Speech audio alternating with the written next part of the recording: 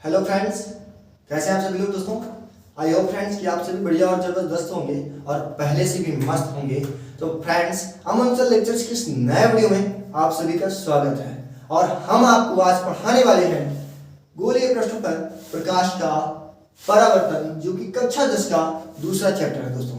तो हमने पहले चैप्टर को फिनिश कर दिया था, दूसरा चैप्टर हमारा स्टार्ट हो चुका था और उसमें हम गोलीय दर्पण की परिभाषा, गोलीय दर्पण के प्रकार, उसके अंतर्गत अवतल और उत्तल दर्पण, वो सारी चीजें पढ़ चुके थे।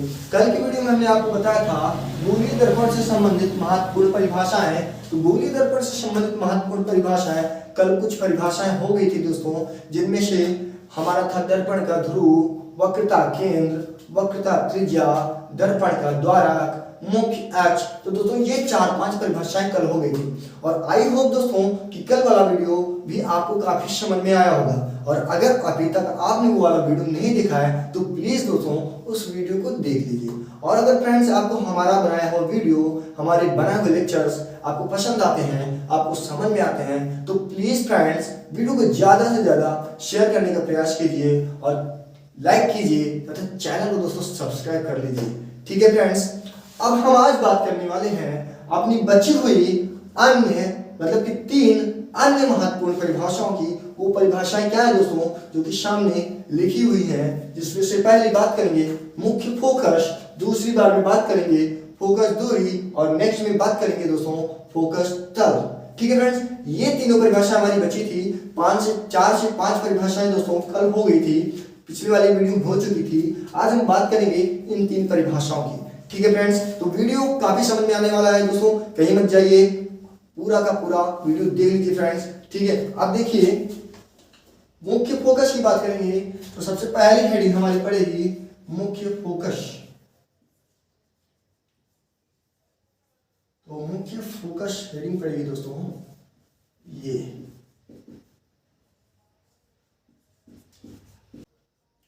मुख्य फोकस, तो दोस्तों इसमें आप लोगों को बहुत कठिन परिभाषा नहीं होने वाली, आप लोगों को मिली दोस्तों, बहुत ही सरल परिभाषा होने वाली है। आप लोग अवतल दर्पण जानते हैं दोस्तों, उत्तल दर्पण भी जानते हैं। अभी जब इसका फिगर बनाएंगे दोस्तों तो आपको मुख्य फोकस बड़े बेहतरीन तरीके से समझ में आ जाएगा, कोई प्रॉब्लम होने वाली नहीं है, कोई बहुत बड़ी परिभाषा नहीं है फ्रेंड्स, ये बहुत ही सिंपल परिभाषा है। तो दोस्तों उसका परावर्तक पृष्ठ अवतल दर्पण और उत्तल दर्पण का परावर्तक पृष्ठ आप लोग जानते हैं, मुख्य अक्ष भी जानते हैं, क्योंकि ये दोनों दोस्तों बहुत ही काम आने वाले हैं। दर्पण, उसका परावर्तक पृष्ठ और उसका मुख्य अक्ष काफी काम आने वाला है इस परिभाषा के लिए। तो क्या होगा दोस्तों, कोई भी दर्पण ले लेते हैं, अवतल दर्पण ले लेते हैं जिसमें पालिश बाहर की ओर की गई है, या फिर उत्तल दर्पण ले लेते हैं जिसमें पालिश अंदर की ओर की गई है दोस्तों, कोई भी शादी दर्पण ले लेते हैं और उस दर्पण के मुख्य अक्ष के समांतर, मुख्य अक्ष किसे कहते हैं दोस्तों, मैंने कल बताया था, फिर से कह रहा हूं, अगर वो वीडियो नहीं देखा प्लीज जाके दोस्तों वो वाला वीडियो देख लीजिए, क्योंकि ये वाला वीडियो और बेहतरीन समझ में आ जाएगा।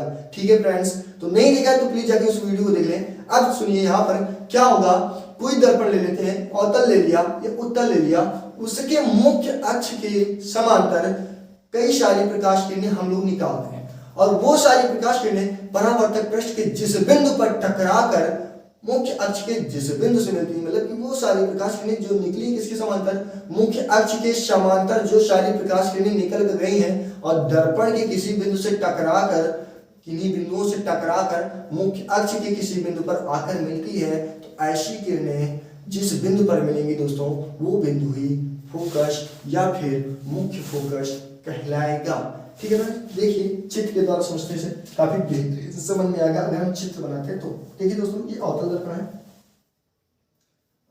ये हमारा अवतल दर्पण है, ऐसे, और ये दोस्तों उत्तल दर्पण है, अवतल उत्तल। तो अभी कैसे पता दोस्तों, कहीं अभी थोड़ी ना पता कि हमारे पास ये अवतल एक उत्तल, अभी तो कुछ भी हो सकता है, मैं इसे भी उत्तल कह सकता हूँ, इसे भी उत्तल कह सकता हूँ, इसे अवतल कह सकता हूँ। तो कुछ भी डिसाइड नहीं कि कौन कौन सा लेंस है। कैसे डिसाइड होगा, आप लोग जानते हैं कि इसमें क्या हुआ, ये अवतल दर्पण तभी कहलाएगा जब इसमें पालिश बाहर की ओर की गई हो और परावर्तक पृष्ठ अंदर की ओर हो। और इसमें क्या होगा दोस्तों, पालिश अंदर की ओर की गई हो, पालिश अंदर की ओर की गई हो और परावर्तक पृष्ठ बाहर की ओर हो। ठीक है फ्रेंड्स, आप बनाइए अवतल दर्पण। अब ये हो गया दोस्तों अवतल और ये हो गया दोस्तों उत्तल। तो आप क्या करेंगे, मुख्य अक्ष आप लोग समझते हैं, ये हमारा मुख्य अक्ष हो गया, ये ध्रुवीय है दोस्तों, ध्रुवीय पर ही मुख्य अक्ष बनता है।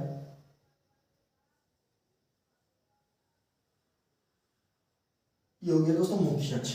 अब इस पर भी ये ध्रुवीय है दोस्तों, तो ये ध्रुवीय हो गया और ये हो गया इसका मुख्य अक्ष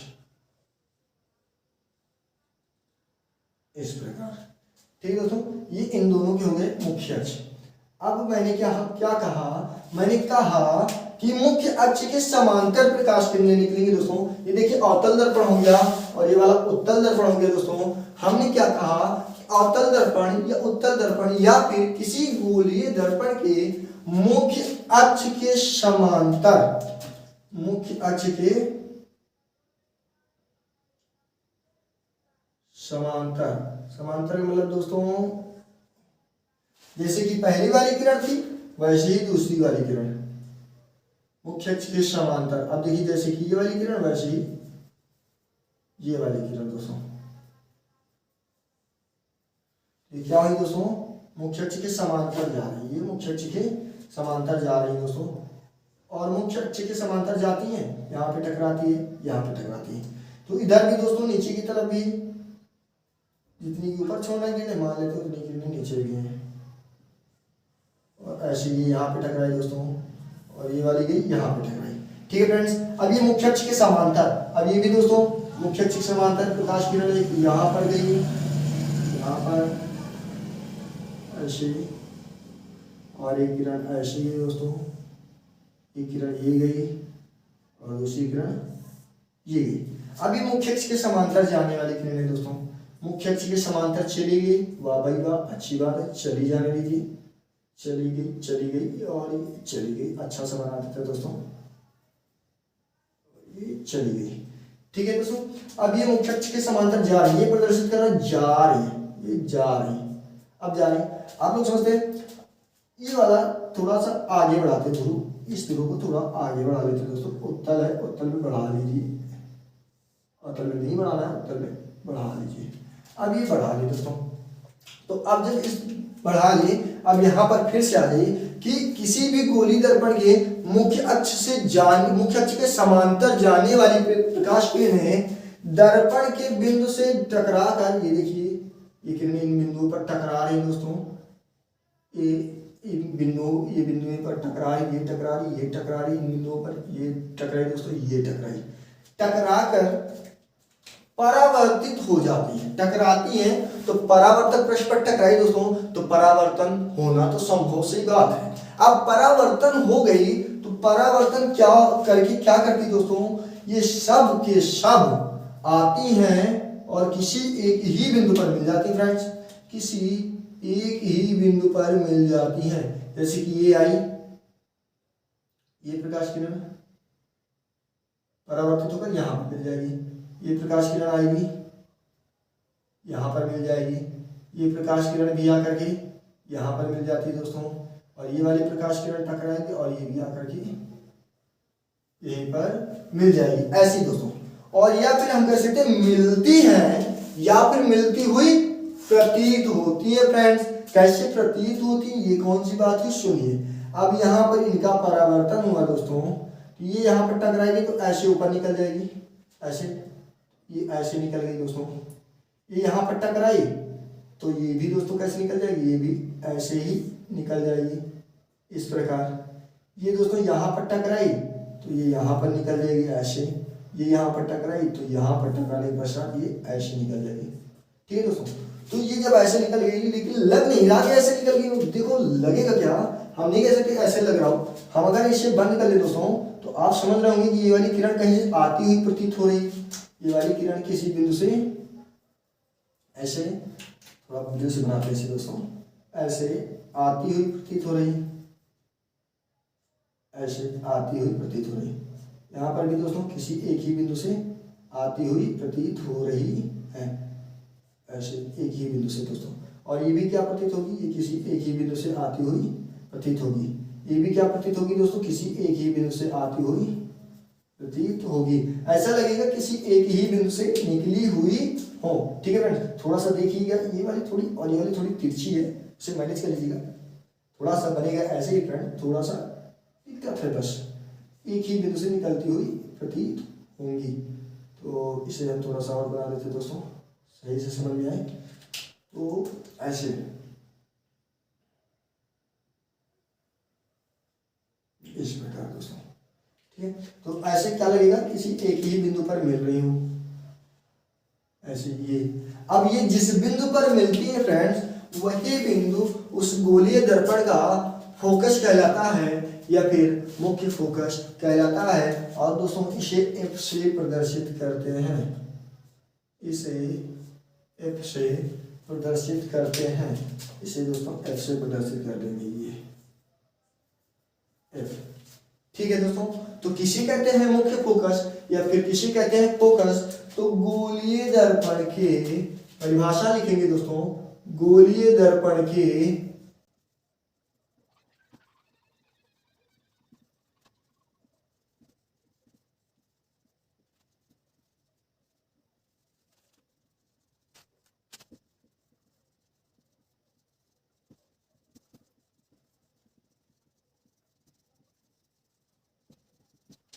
तो क्या हुआ कि गोलीय दर्पण के मुख्य अक्ष के समांतर चलने वाली, अब गोलीय दर्पण में दोस्तों अवतल भी हो सकता है या फिर उत्तल भी हो सकता है, तो गोलीय दर्पण के मुख्य अक्ष के, इसे क्या बोलते हैं फ्रेंड्स, इसे बोलते हैं मुख्य अक्ष, इसे बोलते हैं मुख्य अक्ष, मुख्य अक्ष। तो गोलीय दर्पण के मुख्य अक्ष के समांतर चलने वाली, इनकी जो समांतर प्रकाश किरणें जा रही हैं दोस्तों इसी की तरीके की, तो समांतर चलने वाली प्रकाश किरणें दर्पण के बिंदु से, इन बिंदुओं से टकराकर मुख्य अक्ष के जिस बिंदु पर मिलती हैं, तो दोस्तों अवतल में क्या होगा, ये मिलेंगी वास्तविक रूप से या फिर मिलती हुई प्रतीत होती है दोस्तों। उत्तल में क्या होगा, आभास किया जाएगा दोस्तों, और कुछ नहीं, काल्पनिक होगा दोस्तों। ये टकरा कर ऐसी चली जा रही हैं, ये किरणें आती हैं और टकराती हैं, टकराकर इस प्रकार निकल जाती हैं दोस्तों नीचे की तरफ और ऊपर की तरफ। लेकिन इन्हें क्या हुआ, हम लोग कल्पना करते हैं कि लगता है कि ऐसी आई हो दोस्तों और इस बिंदु पर कहीं पर मिल रही हो, तो मिलती है या फिर मिलती हुई प्रतीत होती है फ्रेंड्स, मिलती हुई प्रतीत होती हैं, तो उस बिंदु को ही, उन बिंदुओं को ही या फिर उस बिंदु को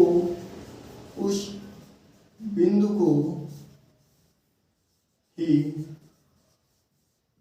दर्पण का फोकस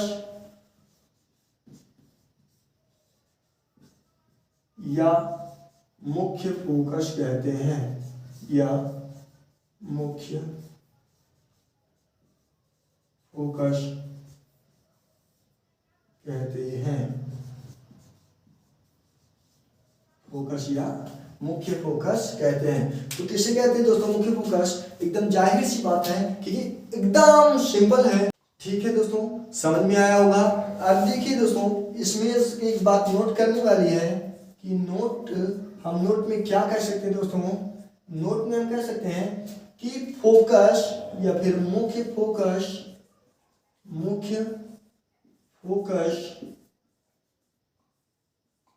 अवतल दर्पण के लिए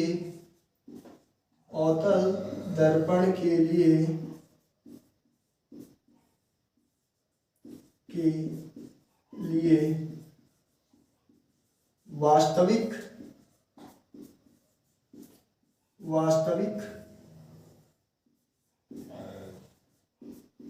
तथा उत्तल दर्पण के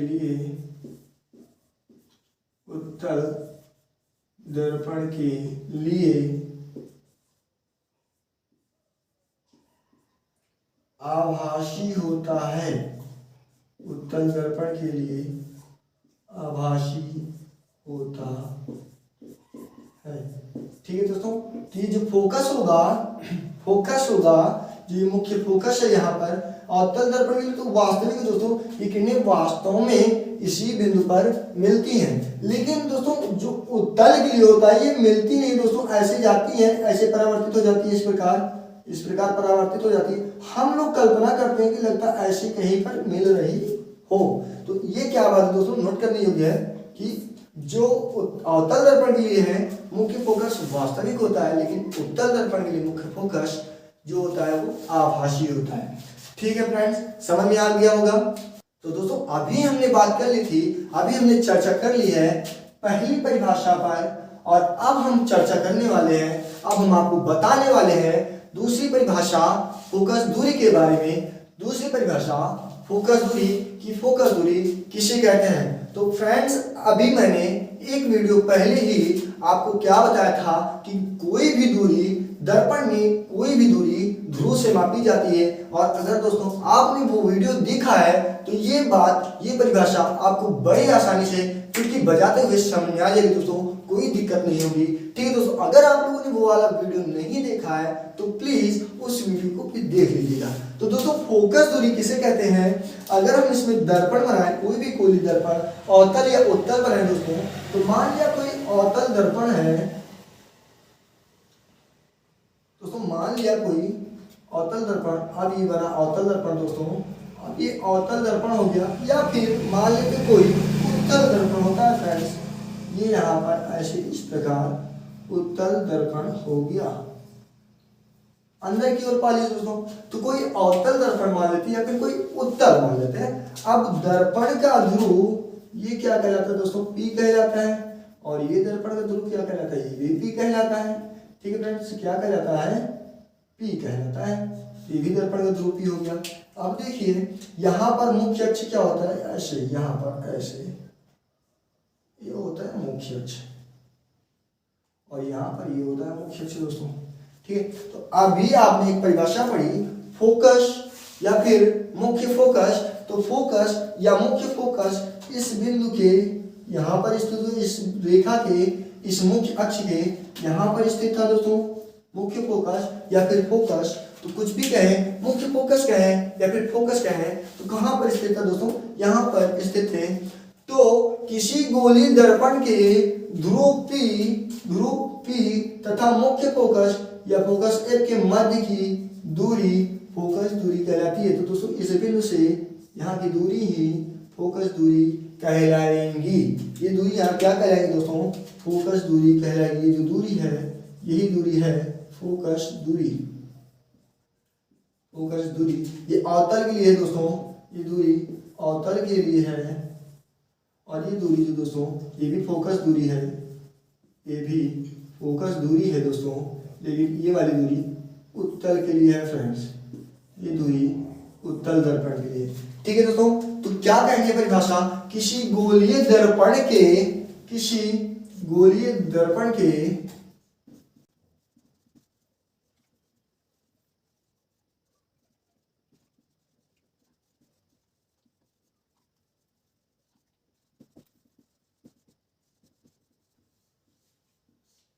तो दोस्तों फोकस दूरी किसे कहते हैं, तो किसी गोलीय दर्पण के ध्रुव P तथा उनके मध्य या फिर उनके मुख्य फोकस F के बीच की दूरी को ही फोकस दूरी कहते हैं। किसी दर्पण के ध्रुव P तथा उस दर्पण के फोकस F के मध्य की दूरी वही उस दर्पण की अवतल या उत्तल दर्पण की फोकस दूरी कहलाएगी। ठीक है फ्रेंड्स, कोई दिक्कत नहीं है, बड़े से सिंपल परिभाषा है कि किसी गोलीय दर्पण के ध्रुव P तथा मुख्य फोकस के मध्य की दूरी दर्पण की क्या कहलाती है दोस्तों, फोकस दूरी कहलाती है। ठीक है फ्रेंड्स, तो दोस्तों अब हमने बात कर ली है अपनी दो प्रमुख परिभाषाओं की, मुख्य फोकस तथा फोकस दूरी। अब हमारी है तीसरी तथा अंतिम परिभाषा जिसे कहते हैं फोकस तल। तो दोस्तों फोकस तल किसे कहते हैं, आपका ये दर्पण हो गया अवतल दर्पण दोस्तों, ऐसे ये अवतल दर्पण हो गया, और ये हो गया दोस्तों उत्तल दर्पण। ठीक है फ्रेंड्स, ये अवतल हो गया, उत्तल हो गया, अवतल पर ये कोई हो गया दोस्तों मुख्य अक्ष, और ये उत्तल पर हो गया मुख्य अक्ष। तो दोस्तों मुख्य अक्ष पर एक फोकस एफ होता है और यहाँ पर भी दोस्तों फोकस एफ होता है। अब दोनों में फोकस एफ हो दोस्तों, तो मुख्य अक्ष के समांतर मुख्य अक्ष के लंबवत तथा दर्पण के द्वारक, दोस्तों ये दर्पण का द्वारक होता है। तो दोस्तों मुख्य अक्ष के लंबवत और ये मुख्य अक्ष हो गया फ्रेंड्स, ये हो गया मुख्य अक्ष, इसे बोलते हैं मुख्य अक्ष और इसे बोलते हैं दर्पण का द्वारक, दर्पण का द्वारक। ठीक है फ्रेंड्स, इसे दर्पण का द्वारक बोलते हैं। अब मुख्य अक्ष, तो जैसे यहाँ पर दोस्तों सेम यहाँ पर भी है, इसे बोलते हैं मुख्य अक्ष और इसे बोलते हैं दर्पण का द्वारक। ये हो गया दोस्तों दर्पण का द्वारक, दर्पण का द्वारक। तो दोस्तों मुख्य अक्ष के, ये मुख्य अक्ष हो गया दोस्तों, मुख्य अक्ष के लंबवत तथा दर्पण के द्वारक के समांतर मुख्य फोकस एफ पर खींचा गया तल, दर्पण के मुख्य अक्ष के लंबवत, मुख्य अक्ष के लंबवत तथा दर्पण के द्वारक के समांतर खींचा गया तल फोकस तल कहलाता है। तो दोस्तों ये जो तल खींची, अभी जो रेखा खींचे हैं ये फोकस पर खींचा गया है जो कि मुख्य अक्ष के लंबवत है और दर्पण के द्वारक के दोस्तों समांतर है। देखिए मुख्य अक्ष के लंबवत है और दर्पण के द्वारक के दोस्तों ये समांतर है। यहाँ पर भी मुख्य अक्ष के लंबवत है दोस्तों, लेकिन दर्पण के द्वारक के दोस्तों समांतर है। तो यही क्या कहलाएगा, फोकस तल कहलाएगा दोस्तों, यही फोकस तल कहलाएगी, यही रेखा फोकस तल होगी दोस्तों, फोकस तल, यही तल फोकस तल कहलाएगा। तो किसे कहते हैं फोकस तल दोस्तों, किसी गोलीय दर्पण के, किसी